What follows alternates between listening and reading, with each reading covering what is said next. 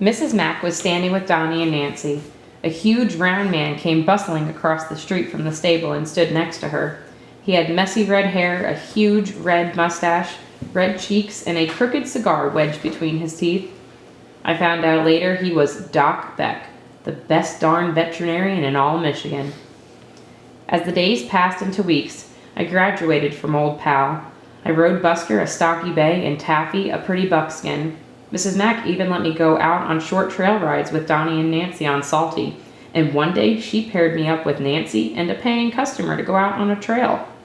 But at the end of every day, I always went into the holding pen where Penny was to kiss her goodbye. I'd climb into the stall with her, pull up an overturned bucket, and sit there with her. Sometimes she'd plunge her muzzle into the top of my head and muss up my hair. Sometimes she'd waffle and sniff my ears with her nostrils. Most of the time, we'd just sit there together. I longed to ride her. It would be an answer to a nightly prayer. One day, as I arrived at the stables, Mrs. Mack announced the next horse I'd ride would be Duke, normally Donnie's mount. Mrs. Mack thought I was good enough to try him. First, I rode him in the corral. We all did with a first mount. Mrs. Mack watched carefully. When she was sure I could handle him, she let me go out on the trail with Donnie and Nancy. We were coming back from that ride, crossing a busy street near the stables, when a car came out of nowhere. Duke reared, the lurch of his neck wrenching the reins from my hands. He broke into a canter, then a dead run. I had lost control. I was on a runaway horse with no way to stop him. Duke kept running faster and faster. I tried to reach down for the flailing reins, only to lose my balance and nearly fall off. Finally, I got a hold of one of them. I pulled as hard as I could. This made Duke run in a circle. The circle got smaller and smaller until he slowed down enough for me to reach the other rein and stop him. When I got back, I put Duke away and went to Penny's pen. I climbed the fence next to her. She waffled and came close to me. I put my arms around her. My tears rolled down her neck. Through my tears, I could see a figure watching me from over the fence. It was the old man. I looked away. I didn't want him to see me crying.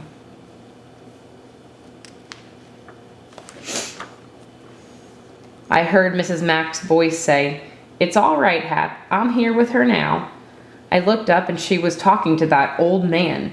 He turned and went toward his house. Then she hugged me. "Every time I think I know horses, something happens," I sobbed. "Sugar," she said softly, "that's how you learn. The more of them you ride, the more experiences you have, the better rider you'll be." "There is so much I don't know," I cried. "Never feel you know it all. That's when you can get hurt." "I'll never be the rider I want to be." Mrs. Mack looked intently into my eyes. "Duke ran away with you, but you did exactly the right thing. You stayed with the saddle. You got a hold of one rein and pulled him into a circle. I never told you to do that. You're a natural, Pat, a natural." Just then, Penny came over to us and nudged my back with her head. Mrs. Mack looked surprised. "How often do you come to this corral with Penny, Pat?" she asked. "All the time I can," I answered. "She doesn't take to people easily." Her voice trailed off. I heard a door slam. The man next door had gone inside. "Do you know that old man, Mrs. Mack?" I asked. "I can't say that I know him, but I know why he is the way he is." "Seems like he watches me all the time when I work out," I said. "He probably admires you, how hard you work to master riding. He, more than anyone, understands hours and hours of practice. He was a flyer with the Ringling Brothers Circus, a trapeze artist." "That old man? What happened to him?" "One night, during a performance, he missed a catch and dropped his brother. There was no net." "Did he fall?" "That's just it. He didn't. His brother did, and died from the fall. Hap blames himself. Now he's crippled up, crippled up inside, Pat." The next morning, when I came to the stables, I brought a sack of molasses cookies that my grandma had made. I put them near Hap's back door and waited by the stable door until I saw him collect them and take them into his house. From that day on, the cookies were as much a part of my mornings as visiting my sweet copper penny. And one day, when the blacksmith came to shoe her, Penny hated being shod, so I stayed near to assure her. He pounded extra shoeing nails into rings for us kids. I asked him if he'd make a larger one for my dad, but instead of giving the ring to Dad, I put it in the next bag of cookies that I left at Hap's door.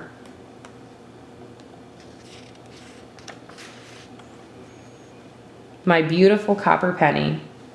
As each day passed and the summer was coming to an end, I yearned to ask Mrs. Mack if just once I could get on Penny's back. One rainy day, I had almost summoned enough courage to approach her when Mrs. Mack asked me to go to the mill with her for feed. We climbed into her Impala and set off. We didn't talk for a time. We just rode. Then she said, "Have you ever wondered how you ended up here in Dogpatch with the rest of us?" "My dad brought me here," I answered. "No, sugar, you ended up here because of a love that burns like a fire in your belly. Your love of horses. Your pa knew that I loved them the same as you do. So he hooked us up," she smiled at me. "Not everybody has that kind of feeling for those animals, you know." Her voice trailed off. I knew exactly what she meant.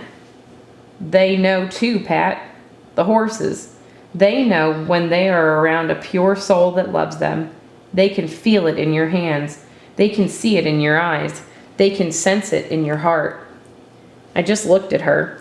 I wondered how she knew so much of my secret feelings.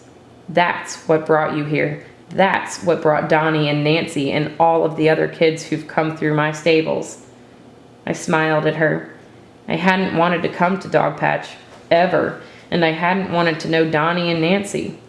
Too different. But we were more alike than different. I knew that now. Then we just sat together in that old Impala. It felt so good to be sitting there and loving horses in that car with Mrs. Mack. It was a very sunny Friday when it happened.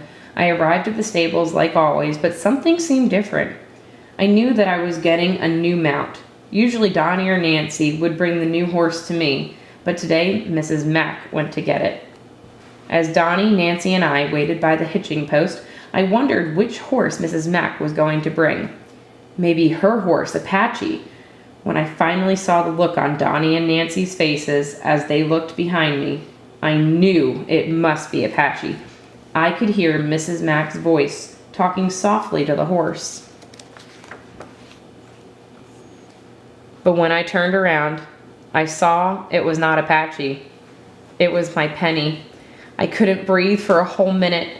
Mrs. Mack handed me the reins, her eyes kind of watery like.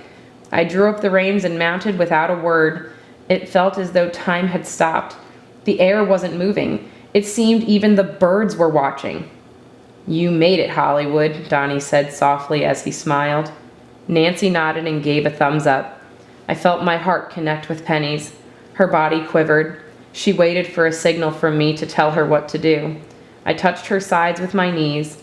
Penny responded, almost jumping out from under me. I reined her in quickly. My heels were down, my tail tucked under, the reins light in my fingers. I remembered everything I'd been taught.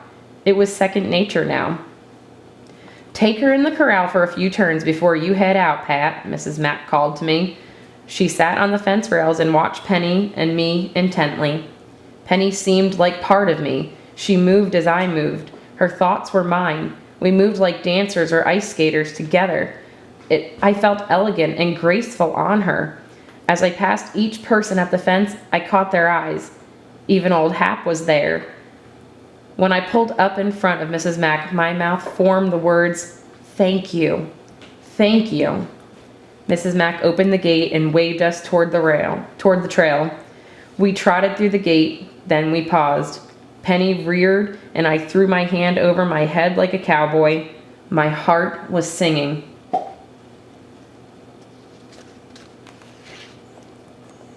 Just then, a leaf blew across the road in front of us. A single leaf. Penny stopped so suddenly that she leapt to the left. I lost my balance and fell from her, hard to the ground.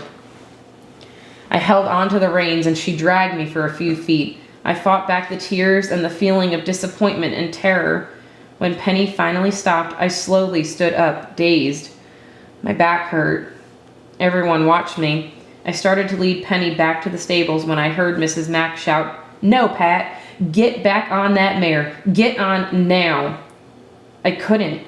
I was suddenly afraid of Penny. Afraid of her. "Get back on, Pat," Mrs. Mack coaxed. My tailbone hurt so much that I could hardly walk, but I knew that Mrs. Mack was right.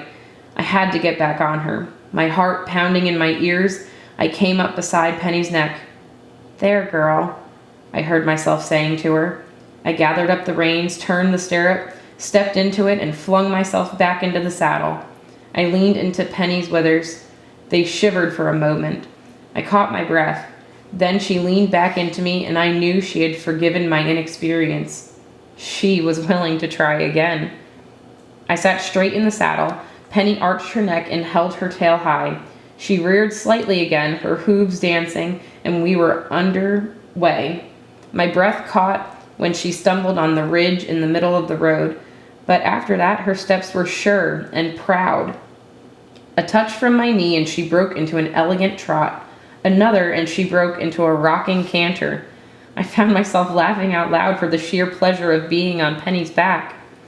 Everyone around the corral started to clap, even old Hap. As I cantered by him, I could see a grin.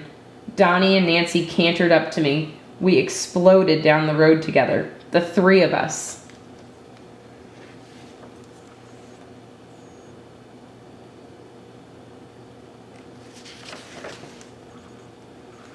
There's got to be something. The air seemed to be getting a little cooler in the mornings as I arrived at the stable. I knew that I'd have to go back to California for the school year with my mom soon. I relished the days that were left to Penny and me. We were never apart. Even the neighborhood kids would